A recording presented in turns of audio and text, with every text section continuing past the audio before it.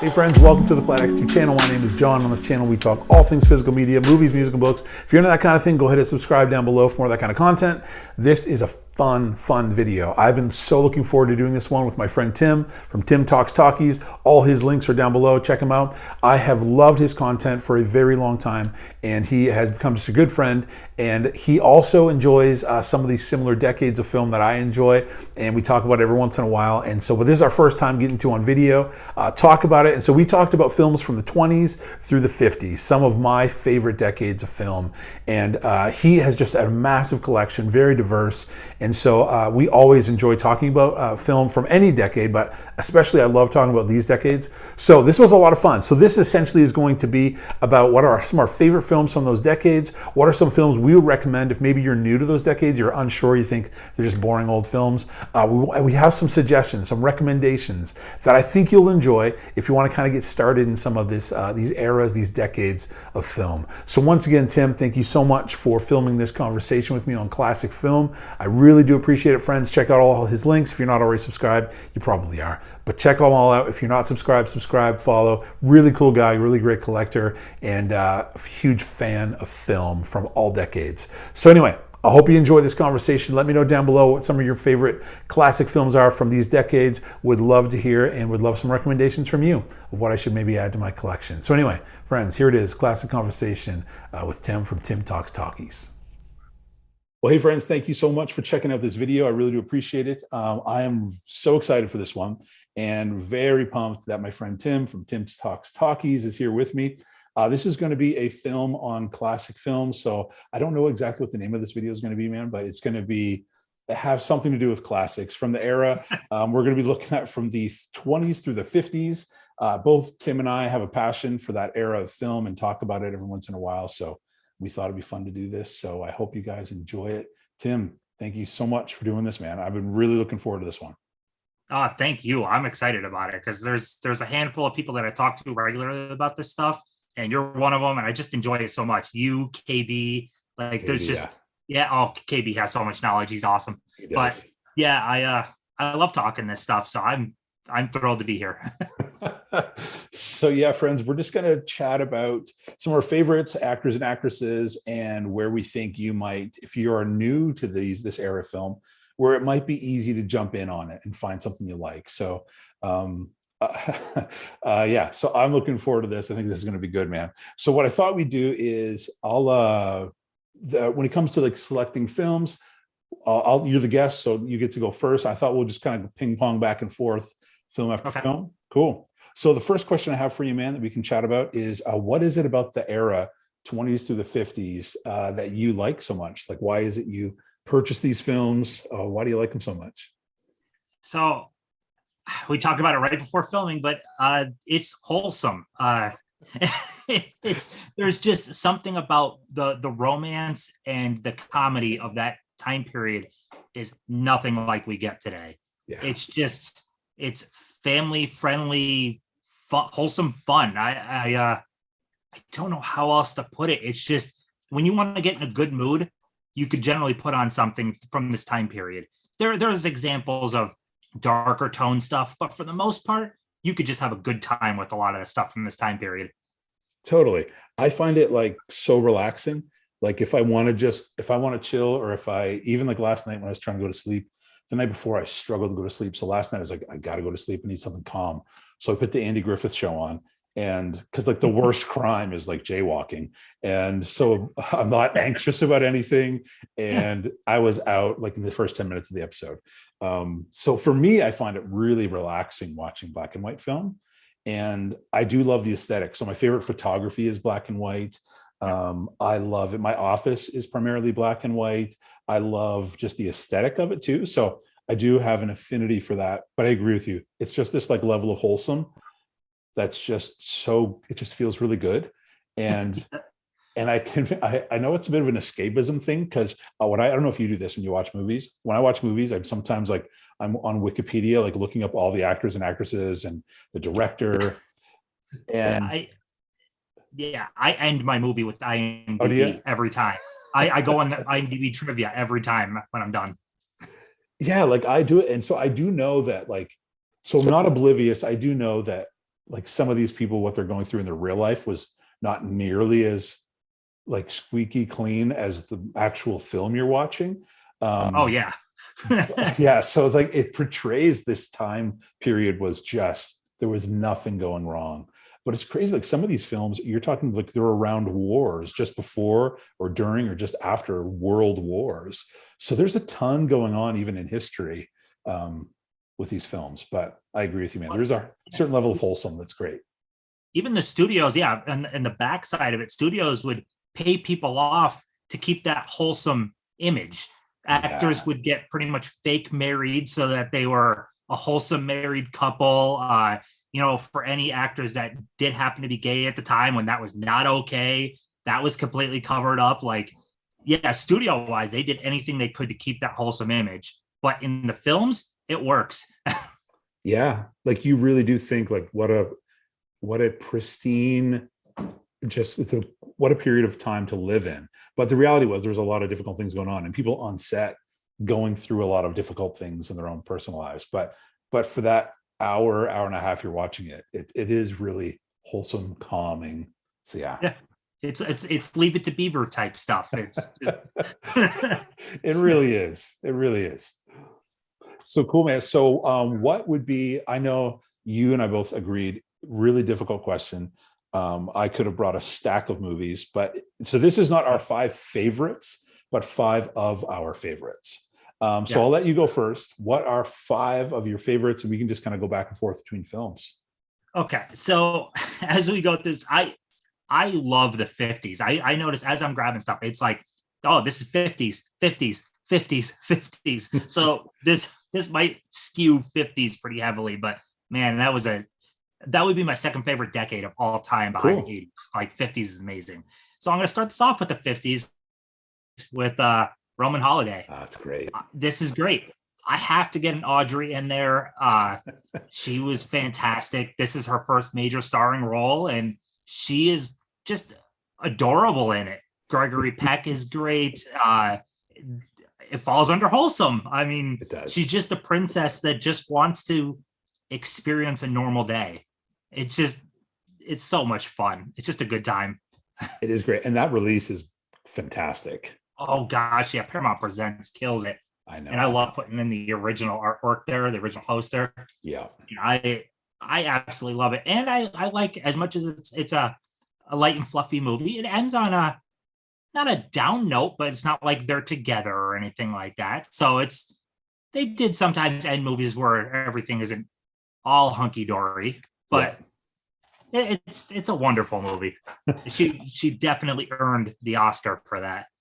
I had that. I pulled it out on my shelf and I was putting it in my stack and I was looking at it and I was like, Tim is absolutely pulling this one. So I put it right back on the shelf.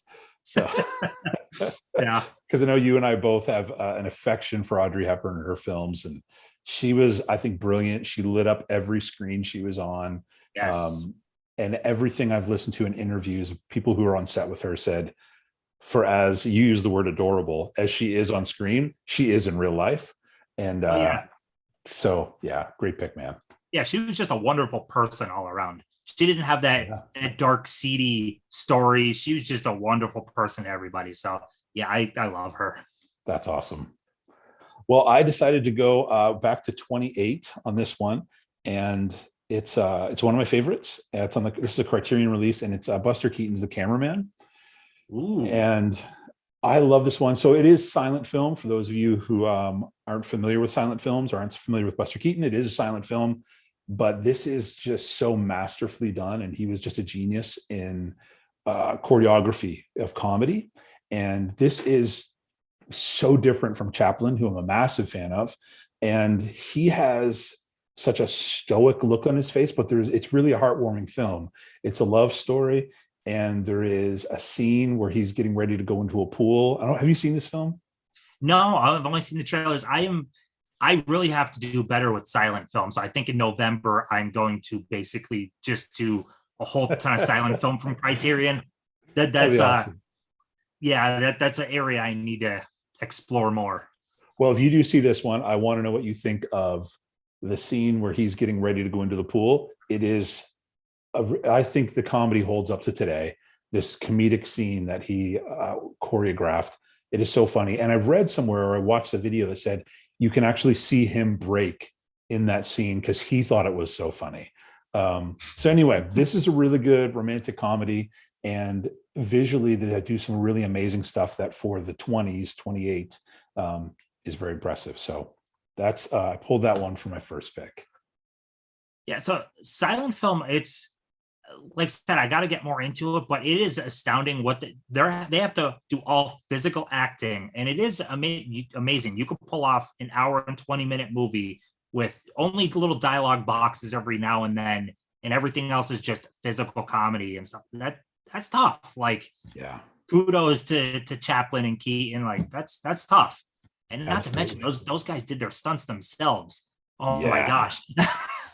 And they were doing, like, Chaplin is notorious for doing just almost unlimited amount of takes to get something absolutely perfect. So yeah, he did that himself to his body that many times to get that take. Speaking of that, actually, so I was reading my power went out yesterday for about 5 hours. So I'm reading a TCM book, and I'm going through, and they're talking about city lights. And he talked about Chaplin had a scene done 294 times, I think it was.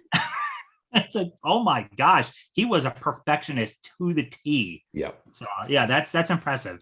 Yeah, I love Chaplin. Keaton, I think that's the only Keaton on the Criterion label. I have a handful of other ones, but that's the one I'm most familiar with. And that's right around 28. So Talkies just came about at that point too. Yeah. Right? So yeah, it's there was that time period where Talkies and silent films are going together at the same time, and it's interesting. That TCM book I was reading was even talking about if Talkies waited just a little bit longer, silent film were getting to the point where like they were mastering everything. Wow. So like what the masterpieces we could have got for silent film, even because if like it took what 2 years to do City Lights, I think I read. Crazy. So who knows what else we could have got silent film wise if Talkies waited just a little bit longer. Well, I think I read that Chaplin, one of his final talkies, maybe it is his final talkie or his final silent film, culture had already moved on to the talkies, and he stuck to his guns and ended up becoming a masterpiece and a famous, one of his most regarded films. But he stuck to his guns on it and said, no, we're going to stay here a little bit longer. But yeah, it would have been fun to see them go even a little more, because you're right, they'd mastered that craft so well. Yeah. Cool, man. What's your next pick? So it's gonna be another 50s, but so Singing in the Rain. Oh yeah. This is such a fantastic movie. So I'll say I not generally a musical person for the most part. La La Land helped me with that for more modern stuff, and this helped me with older musicals. There's just something about Donald O'Connor, his choreography is amazing. That whole make 'em laugh dance routine is just phenomenal. Like him running up the wall and doing the flip, that was spontaneous. He decided to do that himself. Debbie Reynolds is fantastic. Gene Kelly, I mean, come on now. Yep. There is so many iconic scenes in this movie. The music is great. The love story is great. I adore this movie. Like musical wise, this and La La Land are pretty much at the top for me. Cool. The that one you held up, the box set, is the one that everyone was hunting for. Yeah. At Big Lots. Oh, this one. Yes. Yeah. So I was messaging with you. I found 3 at one location, and so I was hoping. I wish I'd had a coupon that weekend, but I didn't. But they just did a coupon for 20%, and this is my birthday month, so I have an additional coupon for 15%. And I can't find any of those around me. So I'm hoping, I'm traveling this weekend out of state, I'm holding on to both of those coupons in hopes to find a Big Lots. So anyway. And so that's my hope, is to find one. But my local one, they'd had a bunch of vinyl out, and they have the Foo Fighters Concrete and Gold vinyl. Yep. And I was like, I could also dump those coupons on that. And so I don't know if I want to risk it and try to find something else. So anyway, I have 24 hours to figure that out. Did you ever think we'd see vinyl in Big Lots? Especially not Foo Fighters. So So I'm excited for that though. So we'll see. All right, man. My next pick is from 1931, and it's my favorite horror, and it is Frankenstein. Ooh, there we go.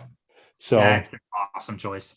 This is every Halloween. I watch this. I love it. I've got a Frankenstein Funko Pop over there, multiple editions of Frankenstein the book. I've got a Frankenstein mug at home. I'm a huge Frankenstein fan. So obviously this is not a scary story. It's not a scary film, but I just love it. And I love this release. And yeah, Frankenstein. It's one of my favorites. Those Universal Monsters movies from the 30s and into 40s, like they're something magical. They really are.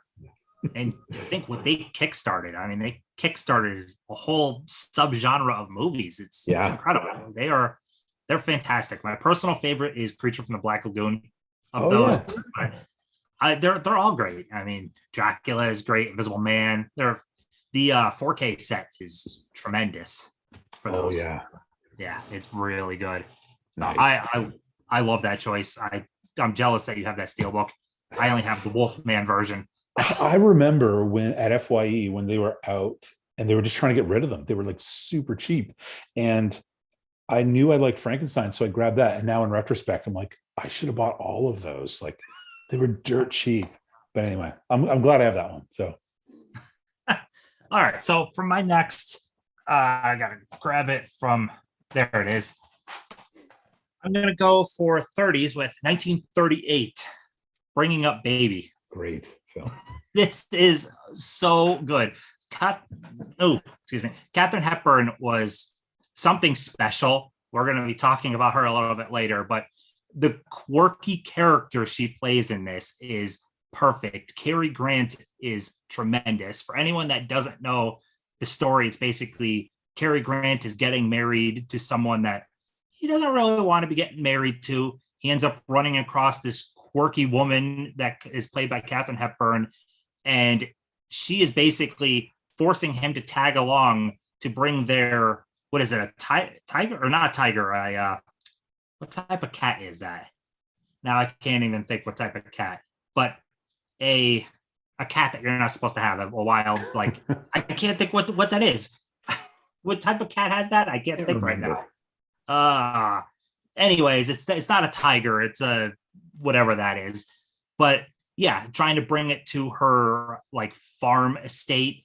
And it's just this really weird, quirky story. They end up falling in love. I love it so much. And the comedy hits just as hard today as it did probably in the 30s. It is laugh out loud funny the whole way. Mm-hmm. And that is so bugging me what type of cat. It's driving me crazy. Leopard? Yeah, leopard. Okay. Leopard. That's it. People are probably watching like, it's a leopard. But but yeah, this is such a great movie. She was definitely the better love interest than the woman that worked in the archaeology department with him. So yeah, very, very much so love this one. I was so excited when Criterion announced that they were releasing that. Yeah. And they have Arsenic and Old Lace coming out in October. So anytime Cary Grant is on that list, when that Criterion email comes out, I'm pretty excited. Yeah. Give me all the Cary Grant. It seems like they pick a couple of actors and they'll keep releasing stuff from them. So yeah, give me all the Cary Grant. Absolutely. Great pick, man. All right. My next one is, you and I talked about this pre-recording, that our friend Jimmy may make an appearance or two in our list. So this is from 1939, and it is Mr. Smith Goes to Washington. And I love this film so much. This was my introduction to Jean Arthur. I bought this film because of Jimmy, and then was immediately taken by Jean and went out and bought everything of hers after that. So this is, if you've never seen it, friends who are watching, it's a Frank Capra film. This Jimmy Stewart blew up after this. So this was huge for his career.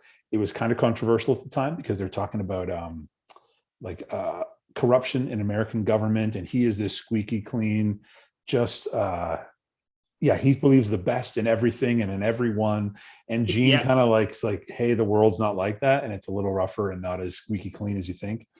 So this film is great. There's phenomenal performances. Direction is great, but it's also a pretty inspiring film. Like when you think about, yes, I do want to fight for what is better and what is pure and right in the country. And so, yeah, it is a really great film. And for me, it holds a special place in my heart because it did introduce me to Gene. But Jimmy, everything Jimmy does, I love. So the filibuster scene is so impactful. Yeah, it is so good. Yeah, that is such a good movie. Again, that falls into the wholesome. His character is just so wholesome and believes in the government so much and just wants to do the right thing. Oh, he's like a Boy Scout master or something, isn't it? Yeah, like, yeah. Because their charge on him for corruption was what, selling like Boy Scout land or something like that. Yeah, he literally is the squeakiest, cleanest guy of all time. Yeah, I love that. That's a fantastic choice. Cool. So, oh God, I'm struggling here. There's so many great choices, but I'm gonna go with, tons of people are gonna already know this one, but it's tremendous. 12 Angry Men. Yeah. So this movie hits so hard. A movie that can keep you captivated for an hour and a half in a single setting. It's just purely in one room, and you are just entrenched on that screen right from the get-go. Yeah. This is 12 men on a jury who 11 of them think the man is guilty. One doesn't, and that one ends up turning everybody's opinion. And it is so good. There are so many impactful scenes. The scene with the knife, and he throws the knife down on the desk. Yeah. Oh my gosh. I loved this. There's also that remake with Jack Lemmon. I also loved that one. Yep. But yeah, this is great. And Henry Fonda kills it in this. But this is just overall an all-star cast. I love this one so much. But yeah, Jack Warden we have in here. Lee Cobb is in here. Like this is really good. And of course, Henry Fonda is amazing. Directed by Sidney Lumet. Like, it's a great movie. And you know it's good when like the acting, directing, writing is good when virtually the entire film is in one room and you're captivated the whole time.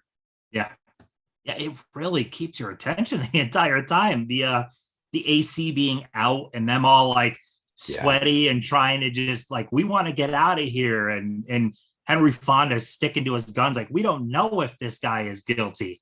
So I loved it so much. It's so good. That's a great pick. And you're right. It is one of those ones when you watch people's Criterion lists or collections, it's everyone has that one for a reason because it's so stinking good. Yeah. Yeah. Cool. Well, my next one is, you mentioned you're a 50s guy. I'm a 30s guy. This is on the cusp of the 30s, but it's from 1940. And I think this is a perfect film front to back. And it's The Shop Around the Corner. So Ernst Lubitsch film with Jimmy again, and with Margaret Sullivan, who I loved their pairing, and they paired on a few films together. And this one I think is perfect from front to back. Every character in here, nobody's wasted.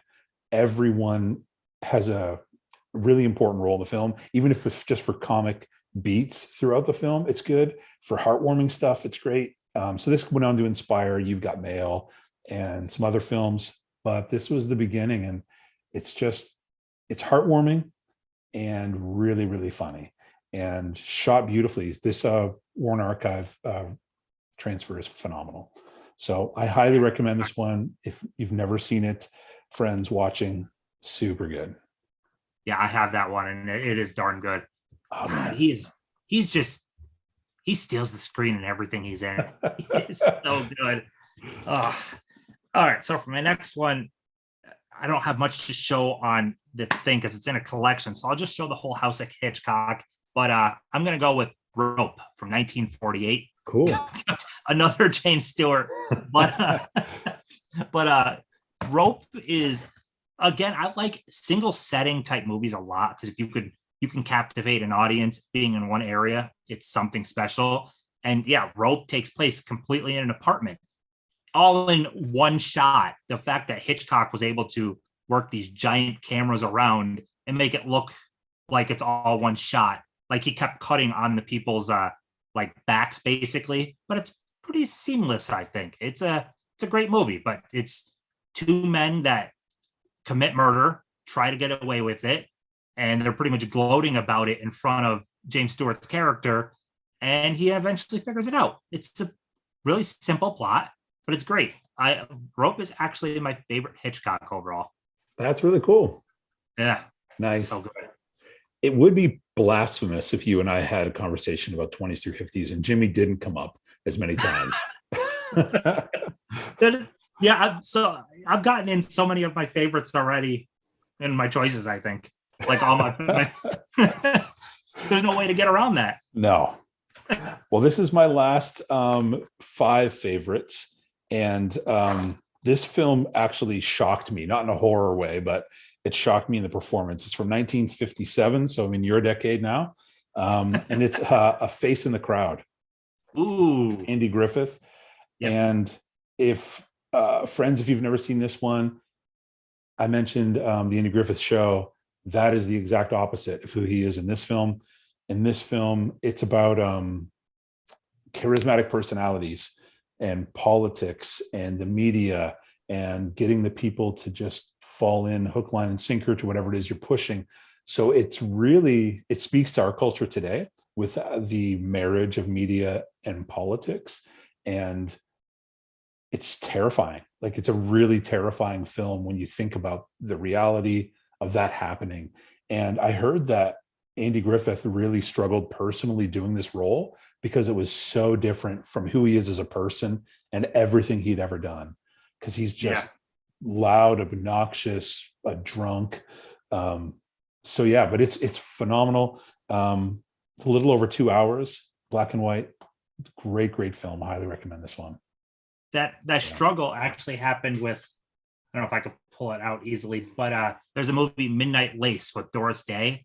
That's essentially like a thriller that it kind of like screwed her up a little bit, because Doris Day she was light and fluffy romance, singing, like she wasn't a killer thriller type movie person. And apparently that movie kind of screwed her up, and she refused to ever do a movie like that again. Oh, wow. I didn't know that.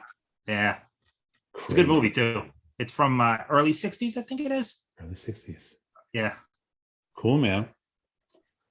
Well, those are so you've done 5, right? I'm not even keeping track. All right, cool. So those are friends. If you're watching, those are 10 of our favorites. Not our 10 favorites or 5 favorites each, but 10 of them. Oh yeah, I'll keep going for hours. Oh my gosh, yeah. So the next question I want us to chat about is, who are your 3 favorite? First one will be, who are your 3 favorite actors, and then actresses. So for actors, who would you say are 3 of your favorites? It's gonna. So James Stewart. It's possible that may be in my 3. I can't not say him. Yeah. He played the everyman so incredibly well. You can really attach to his character in almost everything he does. Yeah. That's why Flight of the Phoenix was like a different type of role for him, and he kind of plays an SOB. So, but most of his stuff, he's just this charming everyman. So that's what I think I love the most about him. Yeah. Next one would be Cary Grant.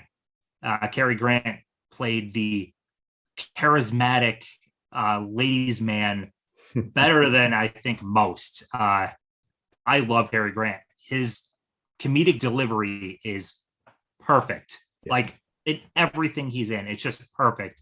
And he's an actor that spanned the very early 30s all the way to mid 60s with pretty big roles. Like he had a heck of a career. So absolutely awesome.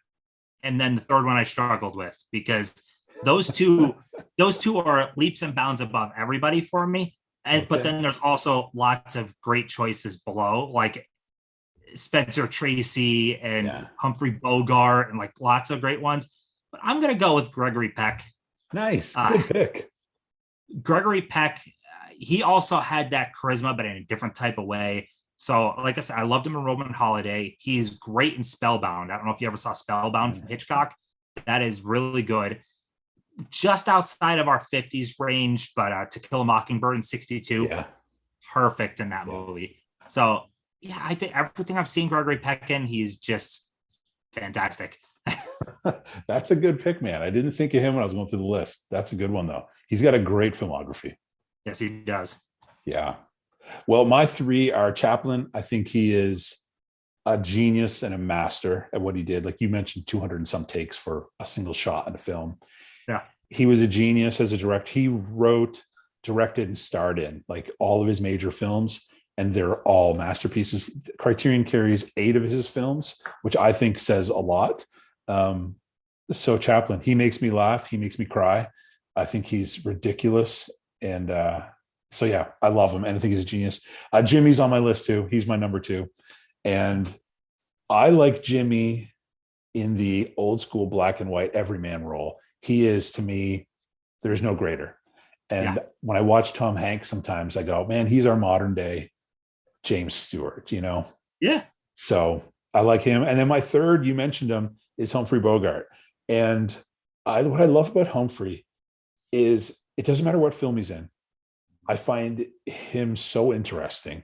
I just can't stop watching, even though I find in a lot of his films, he's kind of the same guy, but I still will watch everything that he does. And I love it. And he wasn't this hulking tough guy, but he was such a tough guy. And so, yeah, Humphrey would be my number 3. I do like him a lot. Casablanca is like an all-time top movie. So yeah, Humphrey is great. And he's in Sabrina with Audrey. Yeah. Yeah. Like I said, I contemplated him. He's great.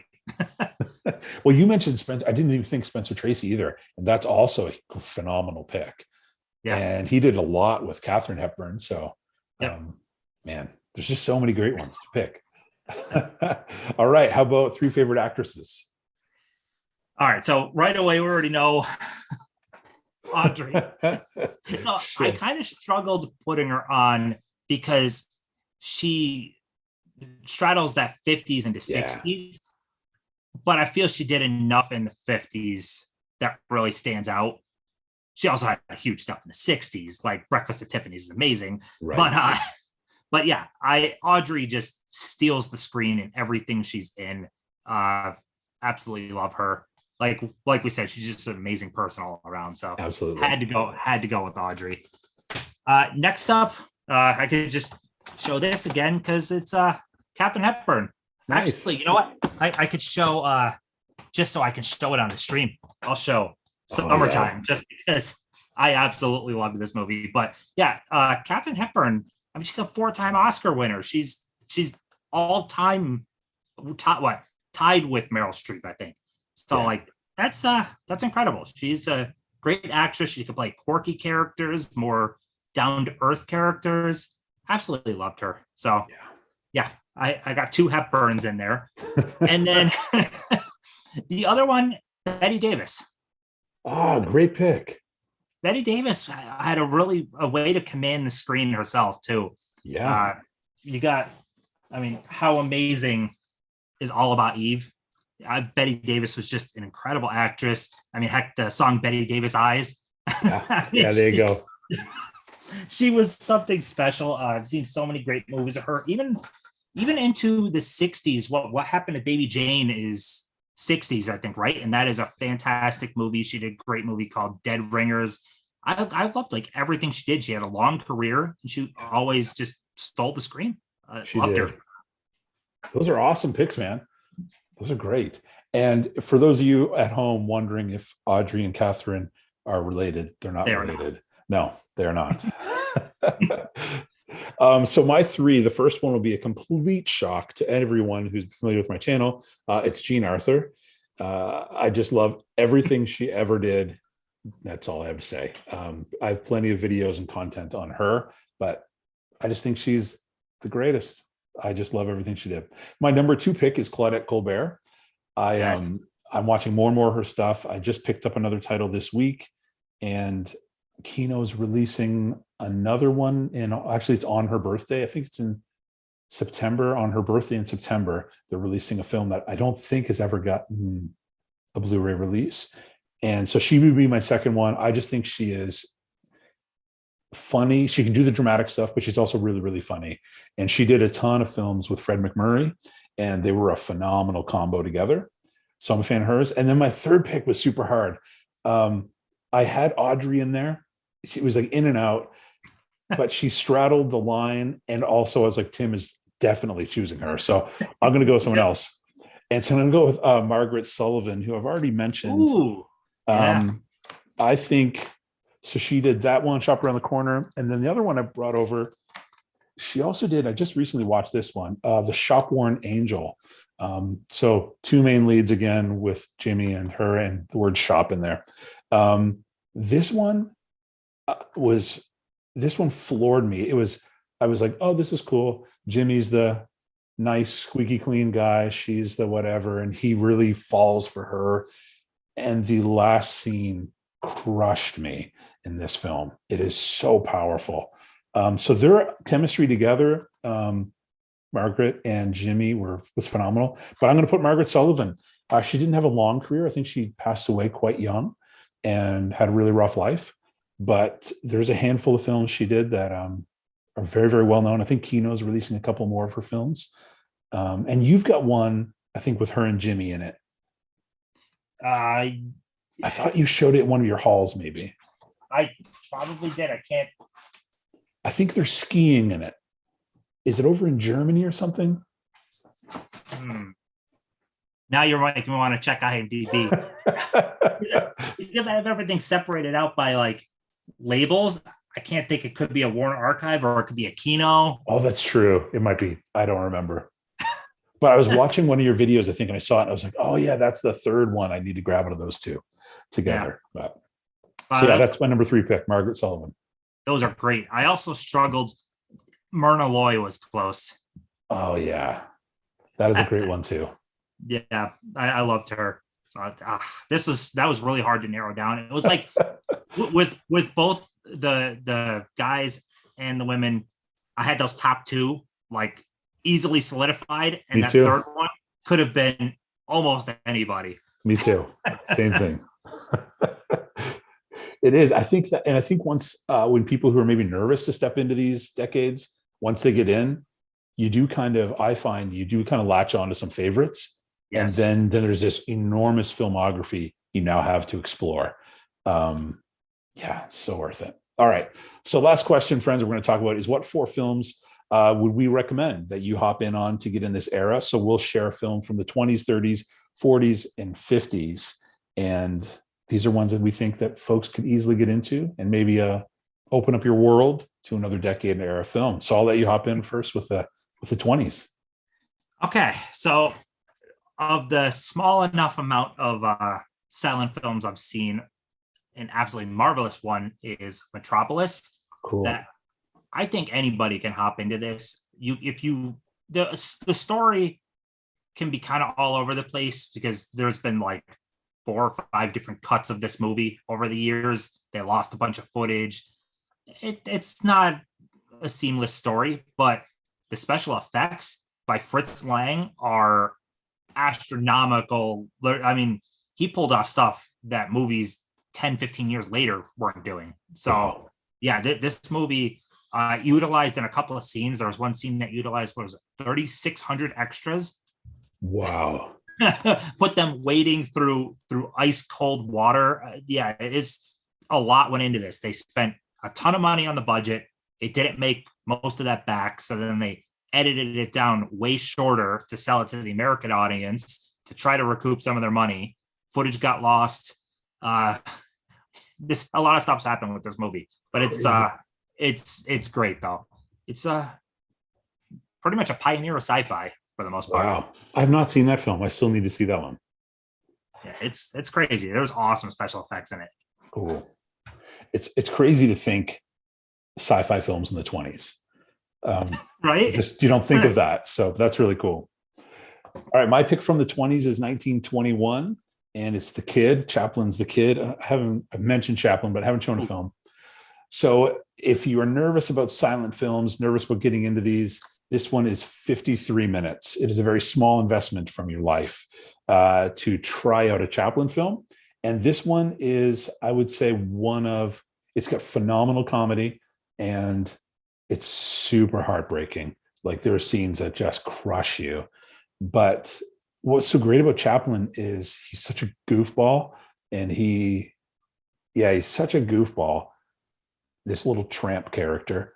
And at the same time, his heart is as big as the universe. And so he does the silliest, most foolish things, but his heart is always in a great place to care for people. And his heart gets broken very easily.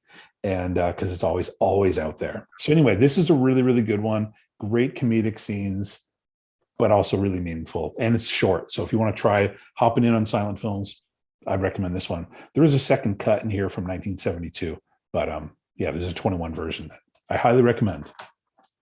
I like that a lot. That's a cool one, especially that it's nice and short. That is a great recommendation for hopping in. So my next one for the 30s, you already picked. So I thought this would be a great jumping in point. What are those? What editions are those? This is the one from the Columbia Classics, the 4K. Oh, no way. And this is the Digibook. Very cool. Yeah, it's a great movie. So you already showed that.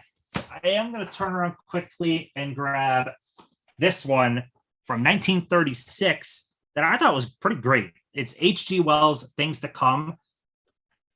If you like sci-fi, I think this would be a great jumping in point for the 30s, because I mean, seeing early sci-fi, you get Metropolis first, then hop into this and do a little bit of a sci-fi marathon.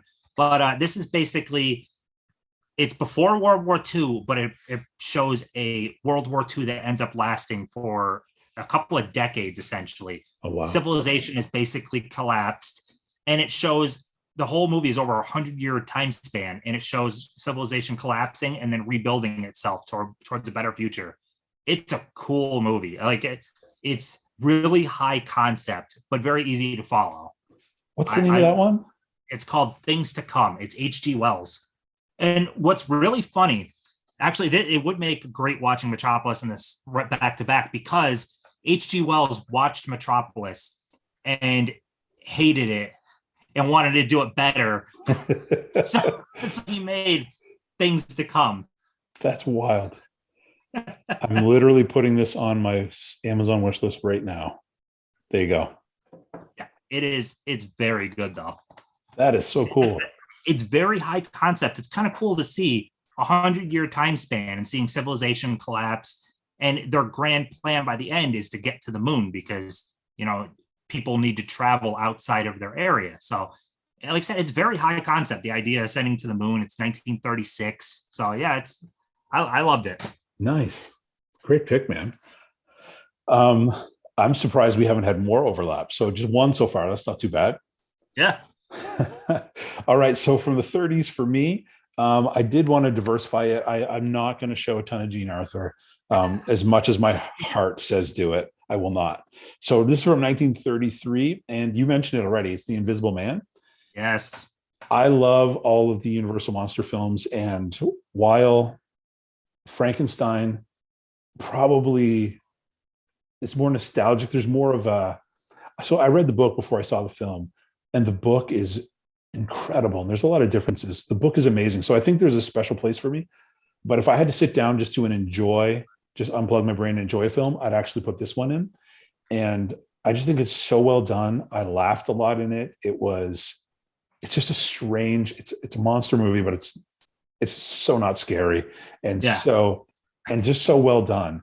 And this is the one of all the Universal monster films that I probably enjoy the most for entertainment wise. So yeah, so from the 30s, that's what I'm going to pick, The Invisible Man. That's a cool one. I like that a lot. Like I said, I love the Universal monster line. They're great.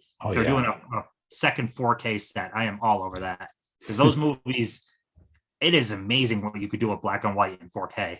It's incredible. Like, it's insane. Like I'll take a black and white movie in 4K over a color movie. Really?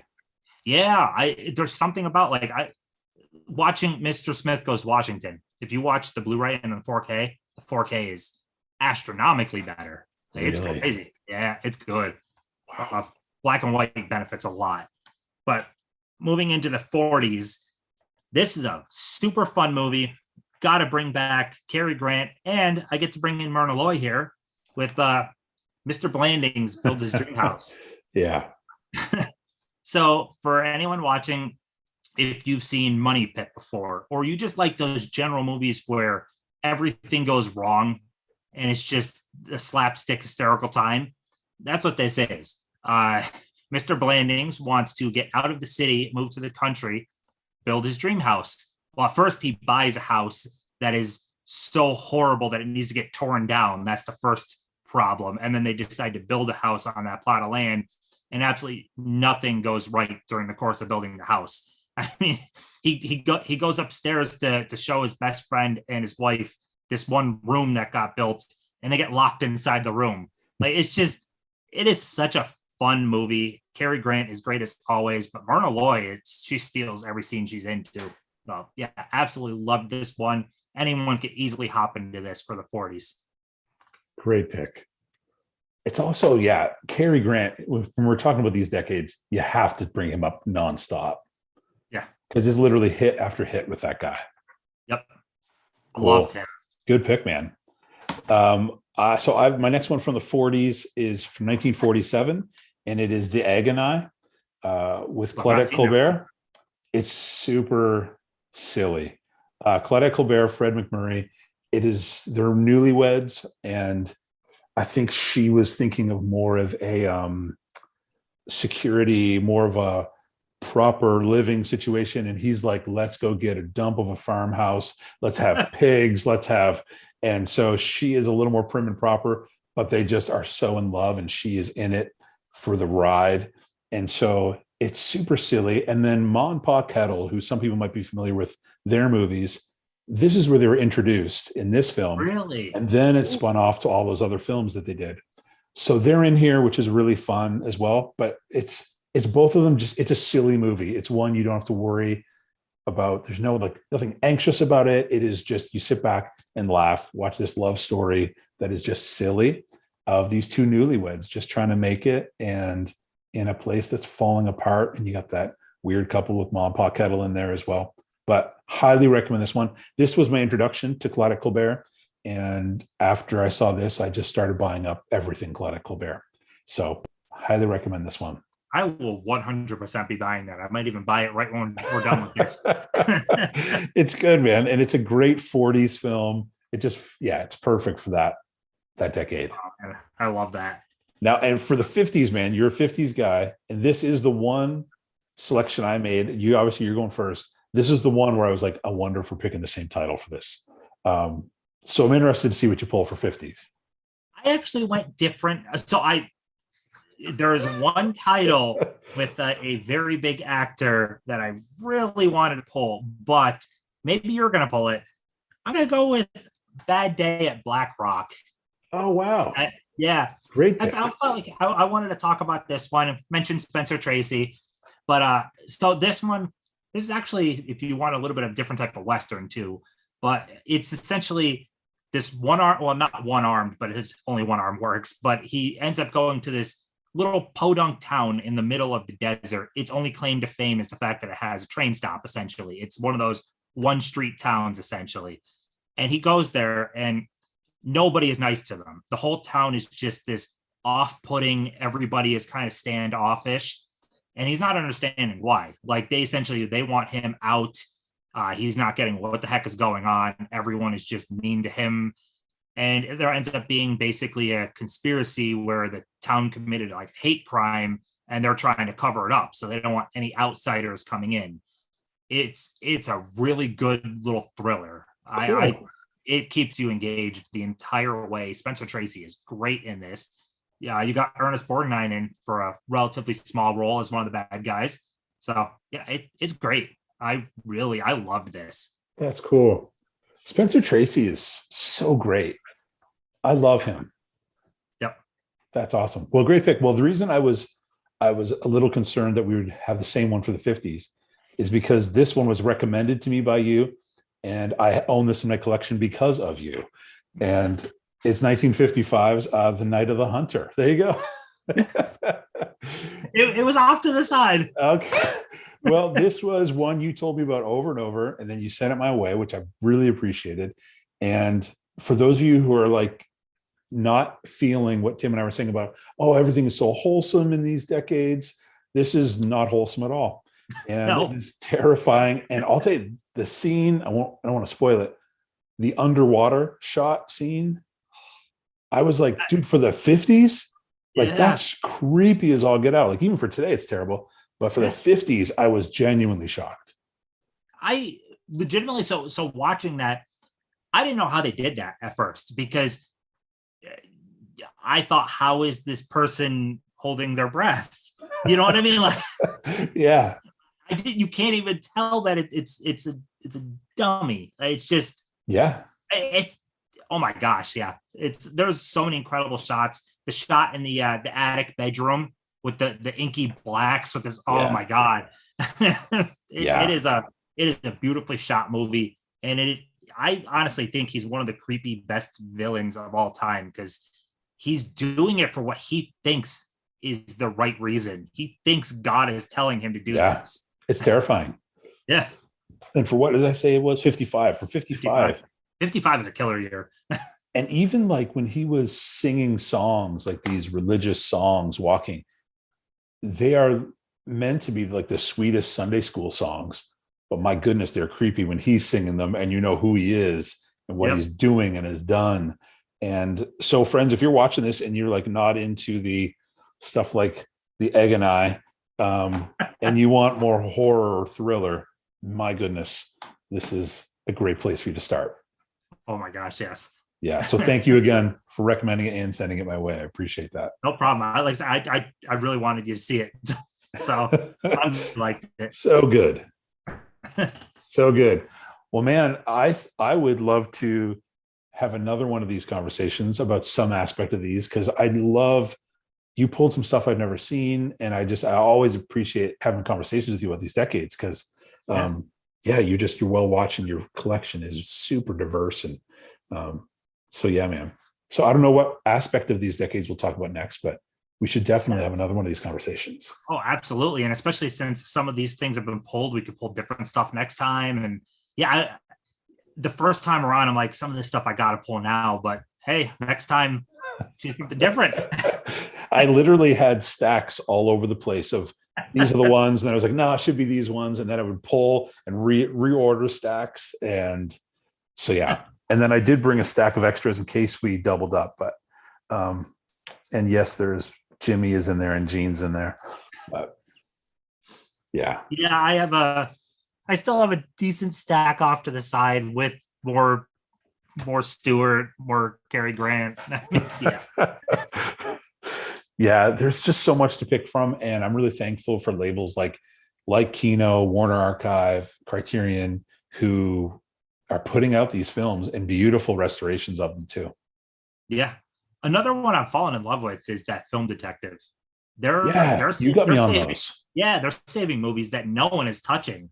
Some of them are just like quirky, weird 50s sci-fi, but like it's awesome. They're saving movies that no other label is touching. Absolutely. So. Yeah, man. I think it's I know the pandemic, obviously it shook everything up. And for businesses struggled, but I feel like the movie collecting industry, they just started putting out tons of stuff we'd never seen, because there was no new stuff. So old stuff was getting looked at again. Yeah. And so the pandemic really, for older film, I think really rejuvenated people's interest in it and their accessibility to some of that stuff. Yeah.